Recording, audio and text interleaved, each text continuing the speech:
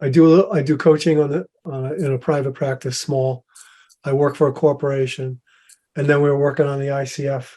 So I felt like, all right, we got three different approaches here, because the corporation I work for is much more directive, much more goal oriented, and you have to do this. So the ability to integrate all these styles, it's like, how can I get a more autonomous approach into the more directive?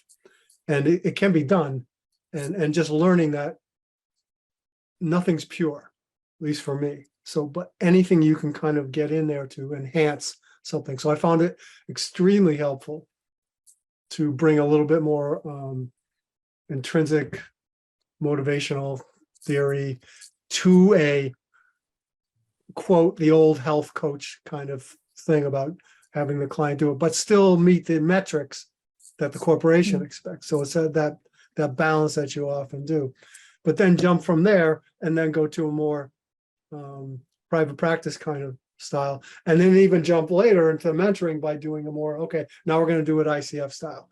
And I think head was spinning a little bit for a while, but it was like, this is really possible that you can go from, and people are different. So it just increases what you can do. And as Greg said, the toolboxes is like, well, this little thing can apply in this situation where you normally wouldn't think it would. So Rob, it sounds to me like that coaching is no longer good coaching isn't happening by accident anymore. You know exactly what choices you are making and why in any of those scenarios that you're presented with. There's an intention, but you can kind of roll with things as it goes, and it's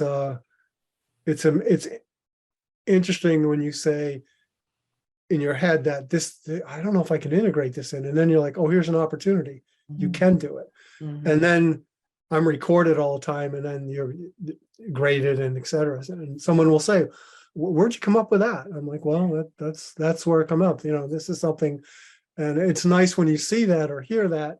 And then someone says to you, do you mind introducing that to others that do the same thing? That this looks like something you could do it. And that's what's pretty cool about it. So the adaptability in the real world of coaching, because it varies from place to place, in my experience. Jennifer, I want to add one more piece to that. You asked how you saw the clients respond, and can you speak on their growth?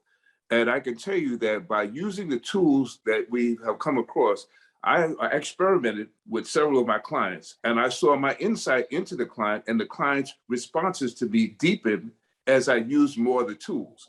So in other words, this is something that when you pick out anything out of the toolbox based on the client and matching what you need to use with that particular client, you can actually watch the clients grow over the weeks. And that's what I enjoyed the most, was seeing the relationship with the clients deepen and them opening up more to me based on the tools that we were using. I feel like I went from being kind of conceptual about all my coaching, like up here. Like I knew the Wellcoaches manual, you learn all the theories, and I remember that, Kathy. See, here I am. She's like, yes, this is true. I feel like I went from being conceptual and kind of in my head coaching. And when you talk about like the personal shift with my clients, I'm more experiential. I'm more heart-centered in that sense. I'm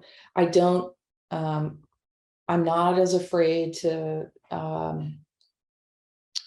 navigate in some areas where maybe my headspace, I didn't know if I was really comfortable there. It's unlocked some things. To what Rob just said, like you're more inclined to experiment. You learn something new and you're like, I'm going to try this out in a coaching session. And then you get this incredible result back. And for me, that shift was from the conceptual to the more experiential. And then I started doing more experiential type things with my clients, like, where do you feel that in your body? And can you put a shape around that or a color? And that's a hard place for me to feel comfortable coaching. And that's my growth edge. And so I've been kind of moving into that direction, and I've loved it because I've seen it's an and for me. Now I get to kind of have both the big conceptual side and the experiential side, both. And that's real embodied coaching, right? Because that's where you get to create those huge shifts with your client, when you feel like you can kind of work your hands in both both sides of that.